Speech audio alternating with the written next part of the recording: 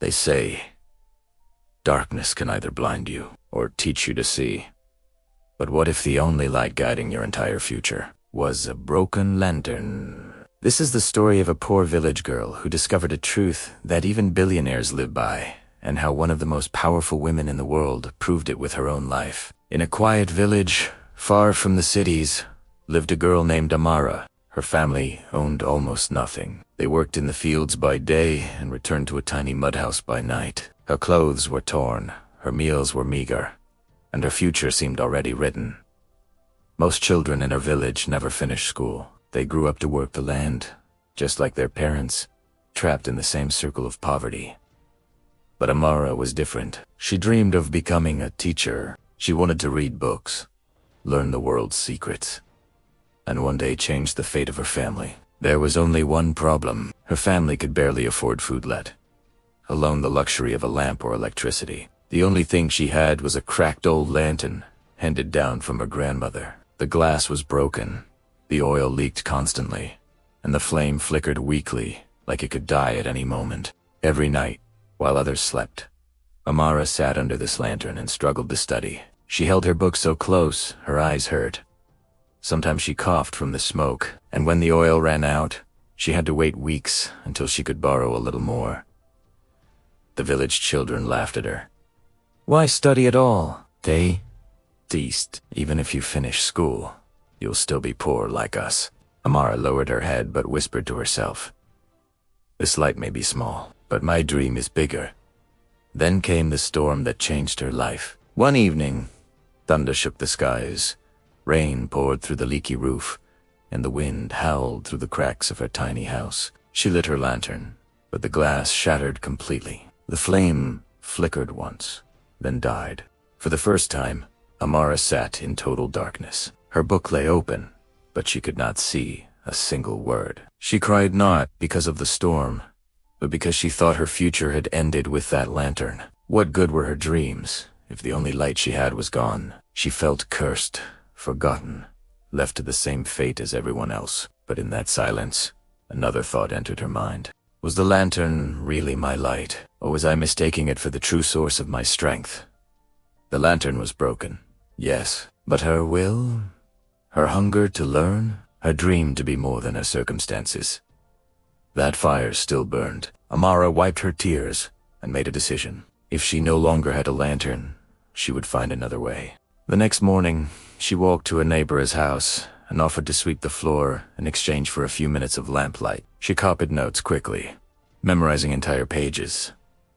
In the little time she had, the following week, she helped another family fetch water, and in return they let her read beside their lamp for an hour.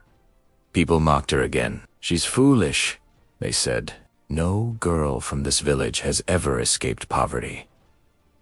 But a few noticed something different: her persistence, her refusal to surrender. And slowly, the same villagers who laughed began respecting her determination. Day by day, her courage turned weakness into strength. She learned not just from books, but from life itself, that real light doesn't come from lanterns, or candles, or electricity.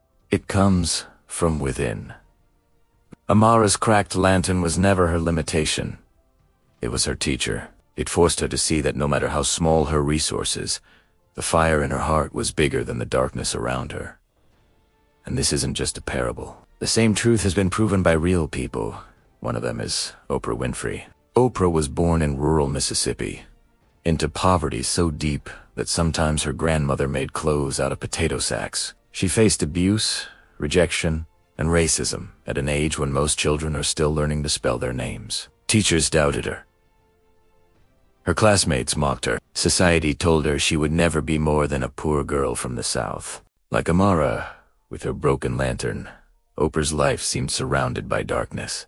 But she refused to let that darkness define her. She read constantly, borrowing books, memorizing speeches, imagining herself speaking to an audience, even if that audience was just the animals in the fields. Her fire was growing. At 19, she got her first job in radio. Critics said her voice wasn't polished, her style was too raw, her appearance too unconventional. She was even demoted at one point, told she was unfit for television. Most people would have given up. But Oprah remembered her inner fire. She told herself, I am more than my circumstances. I am more than other people's opinions. That fire carried her forward. She became the host of the Oprah Winfrey Show, which ran for 25 years. She built an empire, becoming one of the first African-American billionaires in history. And more importantly, she used her platform to inspire millions, reminding them that no matter how dark your beginning, your future can still shine. Oprah's life proves the same truth Ophara discovered. The world may hand you a broken lantern. It may laugh at your poverty. It may tell you that you don't belong. But if you guard your inner fire, no storm, no darkness, no rejection can stop you. So here's a lesson for you, listening right now. Your success is not determined by the tools in your hands. It is determined by the fire in your heart. Your lantern may be cracked. Your resources may be few. Your path may be dark, but inside you is a flame that no storm can extinguish. Feed that flame with courage, with persistence, with hope. And one day, like Ophara, like Oprah, you'll see that even the darkest night can lead to the brightest dawn. So I'll leave you with a question. What's your broken lantern? Is it poverty, rejection, failure, fear, whatever it is? Remember this. Sometimes, the very thing you think is holding you back is the thing shaping you into greatness. Oprah was born in 1954 in Mississippi, into a life of poverty so deep she often wore dresses made from potato sacks. Her childhood was filled with hardships. She faced abuse, humiliation, and countless nights wondering if life would ever get better. Batevintin.